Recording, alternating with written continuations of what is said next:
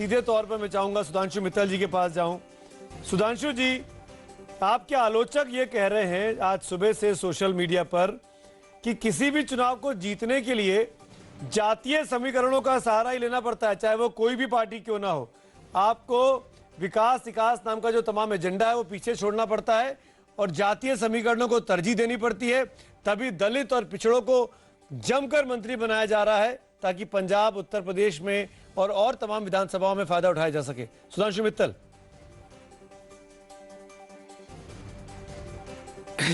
सुमित जी, जिनको हमारी आलोचना करनी है उनको तो हक है कि कुछ भी बोल दे।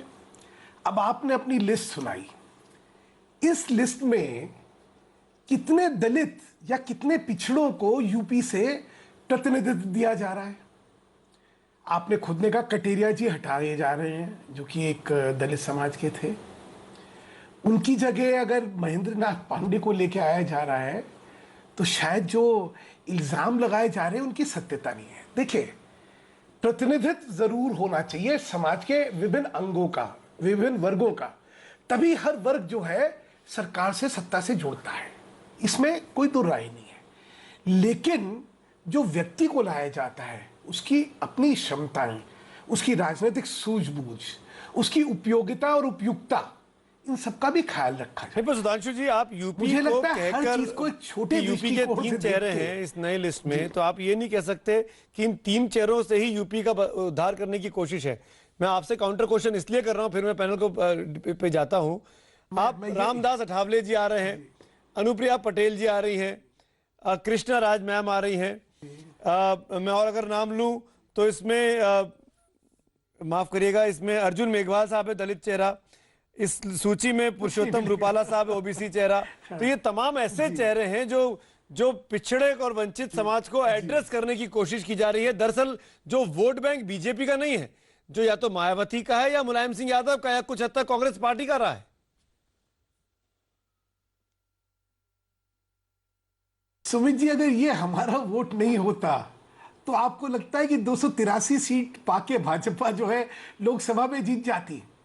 देखिए क्या हो गया है, एक बड़ा अच्छा शेर हमेशा मुझे याद आता है कि 2 और 2 का जोड़ हमेशा 4 कहां होता है। सोच समझ वालों को थोड़ी नादानी दे मौला।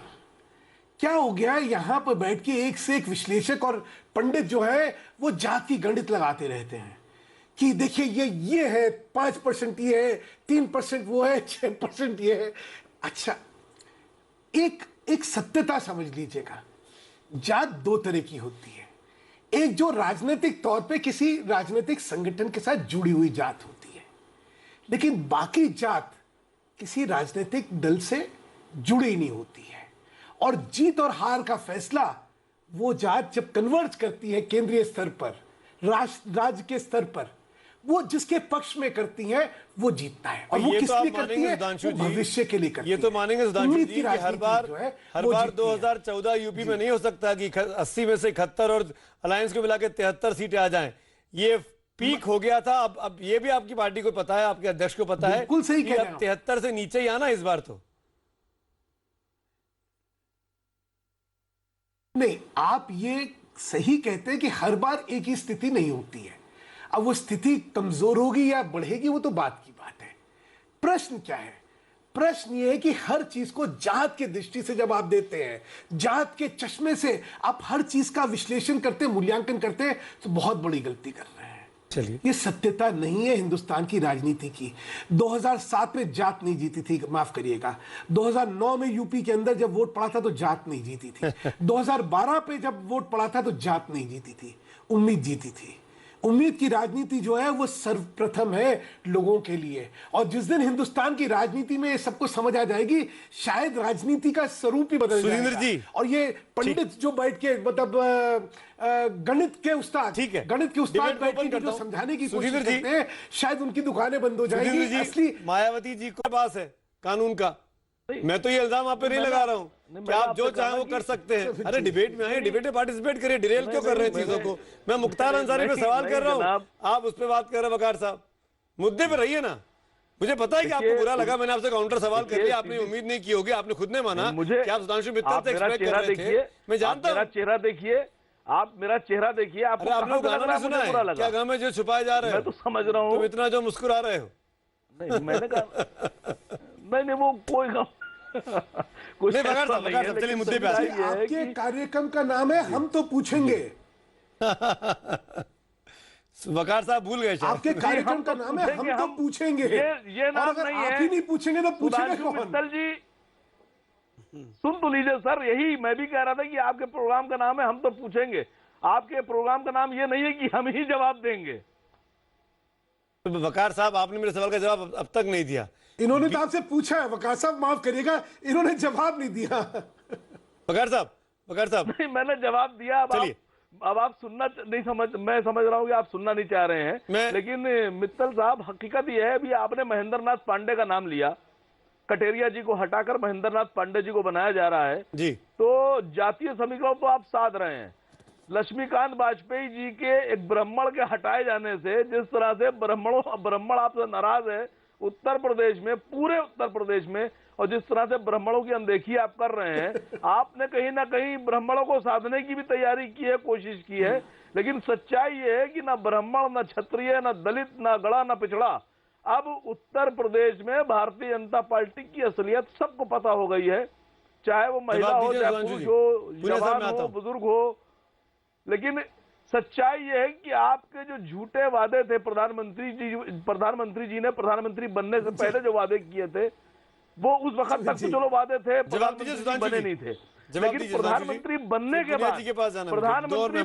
बाद जब प्रधानमंत्री जी ने प्रधानमंत्री बनने के बाद, शपथ लेने के बाद उन वादों को तोड़ना शुरू कर दिया। आप पूरा ना करते कोई बात नहीं थी, आप मत पूरा करिए, आपने चुनाव से पहले वादे किए थे, कोई बात नहीं, मैं भी तो जवाब दे दूं। लेकिन आप तोड़ क्यों रहे थे वादे? आप पाकिस्तान से संबंध बढ़ा रहे हैं। आप पहले कहते थे हम 10 सर लेके आएंगे, फिर साहब आप जाके वहां शादी में बिना बुलाए पहुंचे जा रहे हैं। आप जवाब लेता हूं सुधांशु जी का आपके बात पर। चिकन बिरयानी खा रहे हैं। आपने जातीय समीकरणों को साधने की बात की, ब्राह्मण नाराज हैं। Let Sudhanshu Mittal respond to this. Sudhanshu Mittal respond to this. कह लीजिए, आप कह लीजिए सर।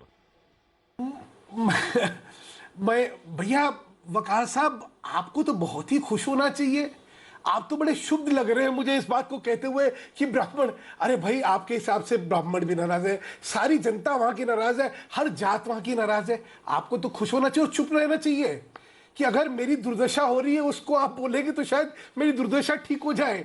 ये अच्छी स्ट्रैटेजी नहीं है आपके लिए। अच्छा, प्रश्न आता है, मैंने कहा ना कि जिनकी राजनीति सिर्फ जात पे आधारित होती है वो जात के आगे कभी देख ही नहीं सकते हैं। सारी गणित बैठी रहती है हमेशा। अरे देखो, थाने में मैंने फला को पोस्ट करा तो ये जात को मैंने साथ दिया, ये धर्म के व्यक्ति को मैंने पोस्ट करा तो मैंने इस जात को साथ लिया। नतीजा क्या हुआ? सुधांशु जी, कानून व्यवस्था चौपट। सुधांशु जी, आज गुंडाई का माहौल। हाँ सुनिए ना, एक मिनट बस, एक मिनट। देखिए, उत्तर प्रदेश में गुंडई और अराजकता सिर्फ एक विशेष दल के लोग, विशेष मानसिकता के लोग फैला रहे हैं।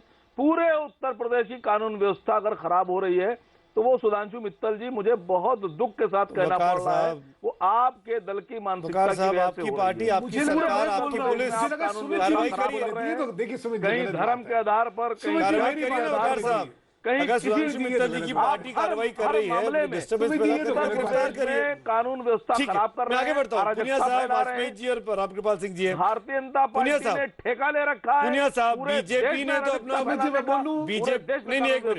बीजेपी ने तो अपना रोड मैप लगभग एक तरीके से साफ कर दिया है पुनिया साहब कि वो क्या करने वाली है।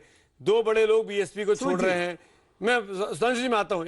सुमित जी, अब सुनिए पुनिया जी का जो तर्क था, मैं उसके बारे में टिप्पणी कर दूं। ये कहें कि साहब देखिए, अब 2.5 साल बाद इनको याद आई। पुनिया जी, शायद आपको पता नहीं है, इस देश में सर्वाधिक एमएलए पिछड़ी जाति से हो चाहे अनुसूचित जनजाति से हो, जाति और जनजाति से हो, भाजपा के हैं। सबसे अधिक सांसद इस वर्ग से हमारे हैं। सबसे अधिक मंत्री इस वर्ग से, अनुसूचित जनजाति, जाति और पिछड़ा, हमारे हैं। सबसे ज्यादा प्रतिनिधित्व सरकार के अंदर भी हमारा है। सबसे ज्यादा प्रतिनिधित्व इस समाज का पार्टी तो भाई बोल लेने दीजिए। देखिए, ये गलत बात है, मैं बोल दूं, देखिए प्लीज मैं बोल दूं पुनिया जी, देखिए ये अच्छी बात नहीं है, आप तो बहुत सभ्य आदमी है, आप कहां से लोगों की तरह करने लगे। तो प्रश्न ये है कि ये तो हमारे पास सबसे ज्यादा है, आपके पास तो कुछ है ही नहीं, और फिर अब आप हमें बताएंगे इनके बारे में, तो आपको ये अतिशोक्ति है। मुझे लगता है आप हमारे साथ न्याय कर रहे हैं। अभी आपने बात करी कि आपका नेतृत्व है, ये है वो है। अब देखिए स्थिति क्या आ गई कि शिप का कैप्टन जो है उसको क्रू कह रहा है ये कैप्टन ही नहीं है, अब तो हमें कैप्टन इंपोर्ट करना है। इसलिए आज अखबारों में लीक दी जा रही है, प्रियंका जी फला फला इतनी रैलियां यूपी में करेंगे, ये करेंगे वो करेंगे। भैया अपना घर संभाल लो, हमारी वजह से तो आपको जो करना है, आपका प्रियंका जी लाइए, राहुल जी लाइए, फला लाइए, ढिमका लाइए, हमें क्या करना है। प्रश्न ये है कि हमारे पे जब आप इल्जाम लगाते हैं तो आपका हक नहीं है, क्योंकि सत्यता भी नहीं है, और आपका लोकल स्टैंड है जिसको अंग्रेजी में शब्द कहते हैं, आपका क्या है। लेकिन भाई हम अपनी पार्टी में हम अपनी एक सीन में खत्म, मैं पुनिया जी मैं खत्म कर लूं प्लीज, मैं आपसे निवेदन कर रहा हूं, मैं निवेदन कर रहा हूं। मैं नहीं बोल रहा हूं, सारी समस्या समझ लीजिए क्या है। समस्या यह है कि जात पात की राजनीति करते करते ये सब जो है, ये पुरानी ढर्रे की राजनीति करते करते सब लोग पिट लिए हैं ये लोग, और जनता की तरफ से इनको जो है बिल्कुल ही नकारा सुधांशु जी, इसीलिए जब विकास की बात या सुशासन की बात होती है, जी जी समझिए सुधांशु जी, आज इल्जाम आपकी पार्टी पर लग रहा है कि आप जात पात की राजनीति को बढ़ावा दे रहे हैं। विकास की बात प्रधानमंत्री करते हैं, लेकिन जिन लोगों को मंत्री बना रहे हैं वो खास कम्युनिटीज को ध्यान में रखकर बना रहे हैं, और शायद इसीलिए पुनिया साहब और सुदीन भदौरिया जी और असीम बकार साहब आपकी पार्टी की मंशा पर सवाल खड़े कर रहे हैं। आज आपको जवाब देना कि जात पात को तो आप बढ़ावा दे रहे हैं। मैं वैसे सुधीर जी आपको, सुमित जी एक और बता दूं, एक और बतला दूं आपको, कैबिनेट में कॉन्स्टिट्यूशन के हिसाब से 79 मिनिस्टर्स हो सकते हैं, 79 मंत्री। हाँ। अभी जो थे 63 थे, जिनमें 2 जो हैं सापला जी और सर्बानंद सोनोवाल, वो दोनों अपने पद से त्यागपत्र दे चुके थे, तो 61 नहीं 61 और 79 18 की तो वैकेंसी थी। सुनिए एक सेकंड सुदीन जी, मैं एक सेकंड नहीं किया, आपको अंदाजा नहीं है, मुझे थोड़ा देखिए आपने मुझ पर देखिए आपने मुझे थोड़ा बहुत आधे सुधांशु घंटे जी, का समय दिया, सुधीर जी की बात आधे सुनिए। घंटे का सुधीर जी, समय दिया, मैं 2 मिनट में अपनी बात को खत्म करना चाहूंगा, क्योंकि ये 2 20 साल मिनट तक प्रधानमंत्री की बहस में लगभग 20 मिनट तो सुधांशु मुस्तली बोलते रहे। आपके आधे घंटे के इस डिबेट में 20 मिनट बोले हैं सुधांशु मित्तल। मेरे पे प्रश्न करे 2 मिनट में दूंगा ना, नहीं मैं कह रहा हूं कि 20 मिनट जवाब दूंगा ना, बेगानी शादी में अब्दुल्ला दीवाना हो रहा है। सुधांशु जी, आप चलिए सुधांशु जी, अब आप शांत कर लीजिए। मैं 2 छोटी छोटी टिप्पणी करूंगा जी। मैं 2 छोटी छोटी टिप्पणियां करना चाहता हूं। पहले तो पूनिया जी के यूपी का बयान बखान सुना तो एक कहावत मुझे ध्यान आती कि बेगानी शादी में अब्दुल्ला दीवाना। फिर उसके बाद में वकार साहब और सुदीन भदौरिया जी का जो हम पे आक्रमण चल रहा था उसके बारे में सुनते एक मुझे और शेर ध्यान आया, जिक्र मेरा हुआ तो चिढ़ के कहा, अभी आप पे आक्रमण किया कहा है जलाने मित्तल की साहब, बात अभी करते तो हो, पूछूंगा सवाल तो फिर आप बताइएगा, अभी आक्रमण आप पे कहाँ किया है? देखिए भाई ये तो ठीक नहीं है, देखिए ठीक नहीं है। आप जब बोलते हैं पीछे कभी नहीं, मैंने आपके बादशाह सलामत के ऊपर जो मैंने आपके बादशाह सलामत के बारे में जो आरोप लगाया, मुझे मेरी बात सर आप ये बता दीजिए, आपने 15 लाख की बात की, देखिए तो लीजिए सर, आपने 15 लाख की बात की, मैं खत्म कर दूं, और जब चुनाव के बाद लोगों ने 15 लाख मांगे तो आप कहते हैं कि सुधांशु मित्तल जी की बात आपकी बारी है, इनकी बात सुन लेते फिर आप जवाब दीजिएगा। कि जब आपने 15 लाख की बात की और प्रधानमंत्री जी ने 15 लाख की बात की तो आपको 15 लाख रुपए देना चाहिए थे, लेकिन जब लोगों ने 15 लाख मांगे आपसे, बकार साहब आप इसके बाद बोलिएगा। बकार साहब, सुधांशु जी, अप्रैल फूल, सुधांशु जी, अप्रैल फूल अब आप कायरता दिखा रहे हैं। आप में बकार साहब दोबारा सारी बातें बोलनी पड़ेंगी आपको, बोलने नहीं दे रहे आप अपनी अपने अस्त्र बता लीजिए। सुधांशु जी की बात मुझे बोलने नहीं दे रहे। सुधांशु जी आप बोलिए। अच्छा सुनिए समित जी सुनिए, समित जी स्थिति क्या है वहां यूपी के परिप्रेक्ष्य में? 2 स्थितियां बड़ी स्पष्ट हैं, कानून व्यवस्था, गुंडाई, भय, आतंक, आक्रोश। लोगों में आक्रोश है, जो वहां का माहौल है, जो वहां का वातावरण है, वो गुंडाई का और आतंक का माहौल है। वहां पे मतलब थाने के प्रति लोगों में इतनी आज के दिन अविश्वास है कि मैं कह नहीं सकता। तो इसलिए जहां तक वकार साहब का सवाल है, वो अपने गिरेबान पे झांक ले तो उनको पता लग जाएगा। दूसरा, भ्रष्टाचार की यादें आज तक दिल दिलाते थे यूपी के अंदर। जिस तरह बेलगाम भ्रष्टाचार होके वहां पे जीना दूभर हो गया था। और इसीलिए समझिए 2012 के अंदर यही जो सुरेंद्र भदौरिया जी कह रहे थे, अरे आप 2004 की बात करते, 2012 तो बाद में हुआ है। आपकी सरकार पूर्णतः बुद्धि लोगों ने उसके बाद किस तरह से आप हराया, क्यों हराया, किसने हराया? क्योंकि आप भ्रष्टाचारी थे। आज यहाँ आप भ्रष्टाचार की बात ही नहीं करना चाहते। 10 लाख देखिए आपके साथ सुरेंद्र जी देखिए क्यों चल गए, आप इतने बौखला क्यों रहे हैं? आप बताइए सुरेंद्र जी, आप बौखला क्यों रहे हैं? आप क्यों बौखला रहे हैं? अरे देखिए आपकी बौखलाहट दिखाती है कि आप भ्रष्टाचार की बात नहीं करना चाहते हैं। क्यों सुमित जी, इनकी बौखलाहट क्या दिखाती है? अरे आपको अगर हमने भ्रष्टाचारी तो अटैक करिए ना हमके, पार्टी भाई हम पे आक्रमण करिए ना भ्रष्टाचार के विषय में, लेकिन भ्रष्टाचार तो आप बात ही नहीं करना चाहते, क्योंकि आप जानते हैं कि भ्रष्टाचार की बात होते हुए बहन मायावती जी और आपकी पार्टी जो है कटघरे में खड़ी हो जाएंगी। यूपी की जनता जो है, अब तो बात करिए ना, एक एक करके बात करते हैं। असीम बकार, भ्रष्टाचार मुद्दा है। भदौरिया जी आप अपनी बात करिए, अपनी बात करने में कामयाब रहे। असीम बकार, आप ये कहिए ना भ्रष्टाचार मुद्दा, आप तो मुद्दा ही नहीं मार रहे। असीम बकार साहब आप देखिए, आपकी पार्टी भ्रष्टाचारी जी बिल्कुल कहूंगा, लेकिन थोड़ा शांत कराइए। बहुत अहम बात कहने जा रहा हूँ, जनता तक पहुँचना चाहिए। हाँ जारी, मैं समझ रहा हूँ, मैं जो कहने जा रहा हूँ जनता तक पहुँचना चाहिए। जनाब मित्तल साहब, मैं आपसे गुजारिश कर रहा हूँ हाथ जोड़कर, आप ये बता दीजिए चुनाव से पहले आपने जो वादे किए, यानी आपके प्रधानमंत्री जी यानी हमारे बादशाह सलामत ने जो वादे किए आवाम से, अगर चुनाव के बाद आवाम वाली बात आपसे कह रही है कि वादे पूरे कीजिए, तो उसमें कौन सा गुनाह हम कर रहे हैं? हमको सपना तो आपने दिखाया, 15 लाख रुपए देने की बात आपने की, और जब चुनाव के बाद हमने आपसे अपने 15 लाख मांगे तो आपने और आपके शाह साहब ने कह दिया अप्रैल फूल, अप्रैल फूल, अप्रैल फूल। तो साहब ये बताइए कि आप आवाम को अप्रैल फूल क्यों मना रहे हैं? आपने जब 15 लाख की बात की तो आपको देना चाहिए थे। आपने 10 सर लाने की बात पाकिस्तान से की थी, आपने ये तो कहा नहीं था कि हम वहां जाएंगे, बिरयानी खाएंगे, कबाब खाएंगे, हम उनको बुलाएंगे, कबाब खिलाएंगे, बिरयानी खिलाएंगे। जब आपने कहा था हम 10 सर लेके आएंगे तो 10 सर लाना चाहिए थे। हमारे जवानों के सर नहीं कटने देंगे, हमारे जवान नहीं मरेंगे, हमारे जवानों की शहादत नहीं होगी, तो आपने अपना वादा पूरा क्यों नहीं किया? हमारे एक बार में 10-10, 15-15 जवान पूरे शहीद क्यों हो रहे? इसका जवाब यूपी की जनता क्यों आपको वोट करेगी, चाहे आप किसी भी जात के आदमी को मंत्री बना दीजिए? वकार साहब, जनता हिसाब मांगेगी, और अगर हम हिसाब नहीं देंगे तो जनता हमें हरा देगी। उसमें क्या है, वो तो सत्य है। बिल्कुल। हिंदुस्तान की राजनीति का क्या सत्य है कि जिस पार्टी के प्रति अविश्वास होगा उस पार्टी को हरा दिया जाएगा।